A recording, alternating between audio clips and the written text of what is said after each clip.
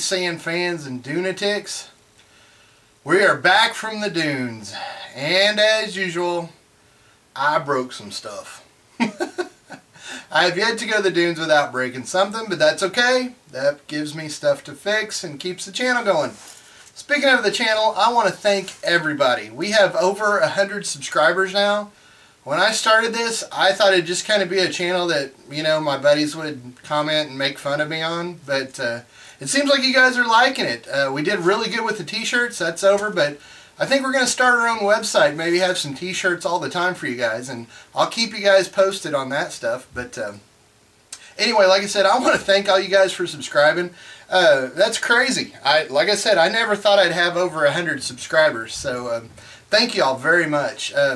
Here again, you know, keep subscribing, hit that like button if you like what we're doing, but let's head out there and I'll show you how it's still all loaded up from the dunes. I haven't unloaded the trailer yet, but let's go out here and I can kind of show you how we've got everything loaded on the trailer, and we'll go over what all we broke. So let's head out that way.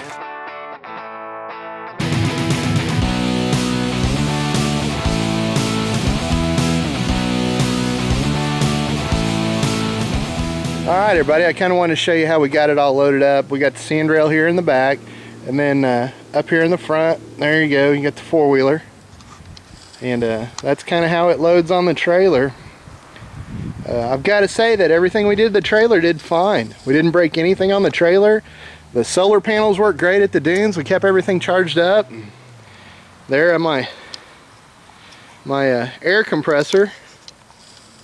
It cleared the sand rail just barely, but it cleared, so at least I got that part right.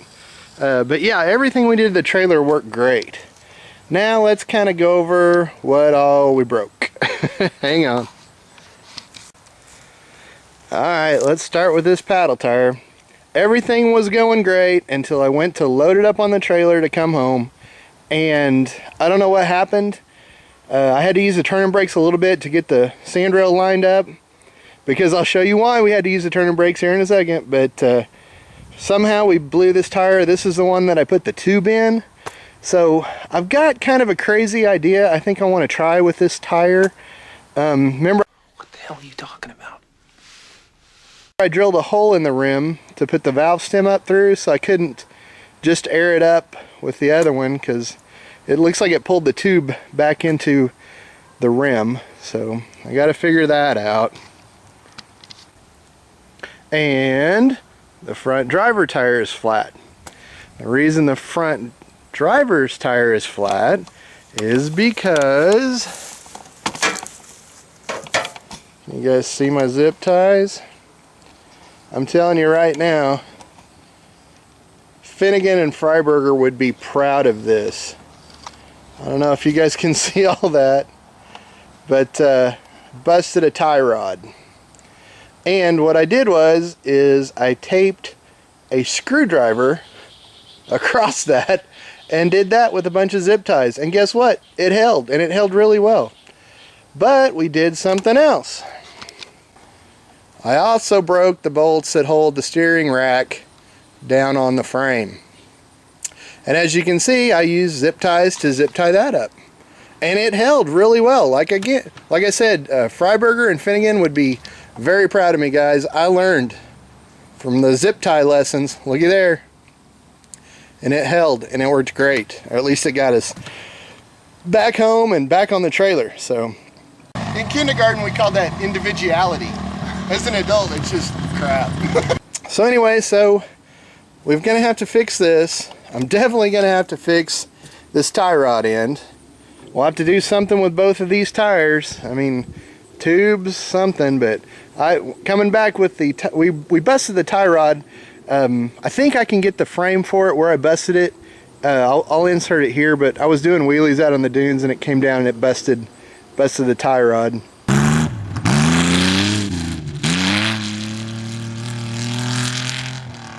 So I had to drive it from way on the back side of the dunes all the way back to camp without a tie rod on this side. So of course, you know, every once in a while the tire would turn sideways, and that's what pulled it off the rim and broke the bead. But anyway, so we got that. I mean, this isn't major stuff, it's just stuff that happens. What the hell are you talking about? Let's go to the next thing. Alright guys, well these are the switches that turn my lights on and off up here. And this one is just completely broken. I don't know what happened. I went to turn them on and yeah, it just, nothing. There's no switch, there's no nothing. It just broke. So we're gonna have to put some new switches in the top of it. I think I'd really like to rewire that whole thing anyway, because it's kind of, well, let's face it, it kind of looks like I did it. This kind of looks like I made it. So we probably need to redo that.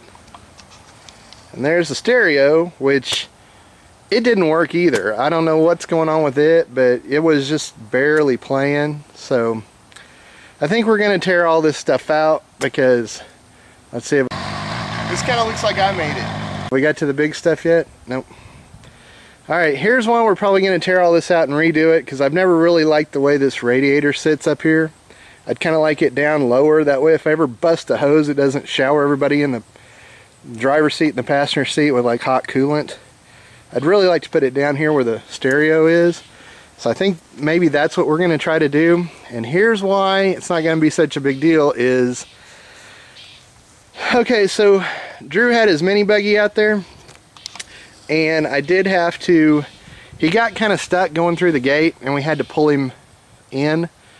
And when I did, yeah, I burned the clutch up. I didn't completely burn the clutch up, but I've got the clutch adjusted all the way out, and it still grabs hold, but it's slipping, and it's as far out as it'll go. So I'm gonna have to put a clutch in this thing. Someday I'll have a Hurst shifter with a pull bar grip. Now it's got a stage 3 clutch in it, but I put the clutch in, well, the very first trip to the sand dunes we took with this sandrail, we burnt the clutch up in it. Well, the clutch was already out. I'm not going to say we burned it up. It was already wore out. And I just didn't know it when I bought it. And we put a clutch in it out at the sand dunes. I want to thank Drew and Super Dave and all those guys, Scar, that helped me put the clutch in it out there. But that was like 5 years ago, 6 years ago. And since then, it's towed in many sandrails and four-wheelers and all kinds of stuff. So it's had a lot of pressure put on that clutch, and with this big V6 in it, I'm sure that didn't do it any good. So before spring or before the next dune trip, I'm gonna have to pull the engine, transmission, and put a clutch in this thing. So we got a video for that, but when I do, I think I'm gonna see if we can't move this radiator down, maybe redo the whole stereo system and clean up all the wiring and get rid of some hoses and stuff that I don't need. Drew is kind of wanting to go to the dunes in December. So what I think I'm going to do is I'm going to fix the tie rod and the rack and get that done, because I don't think that's, in these two tires, I don't think that's going to be that big a deal. And then we may wait until the winter time to pull this motor out and put a clutch in it. But we're probably going to end up putting a clutch in it. Oh, I know we're going to end up putting a clutch in it. Okay, so that's about everything that happened with the sandrail. Now let's go to the four-wheeler. Okay, on to the four-wheeler. It ran really good when we were there, but it's not quite right. I don't think the jetting's quite right on those carburetors. Remember after I rebuilt those, I really should have put the dirt tires on it and drove it around here in the yard and made sure everything was right.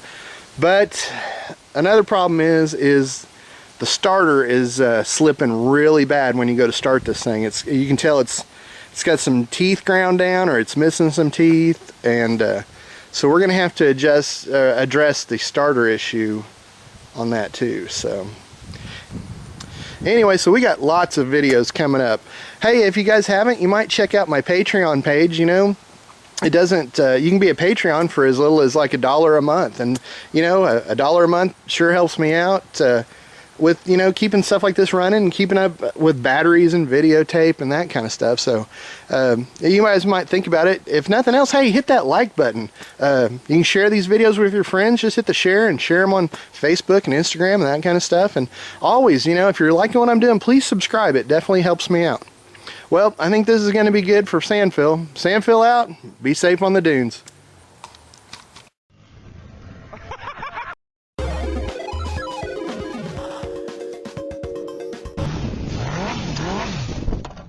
What the hell?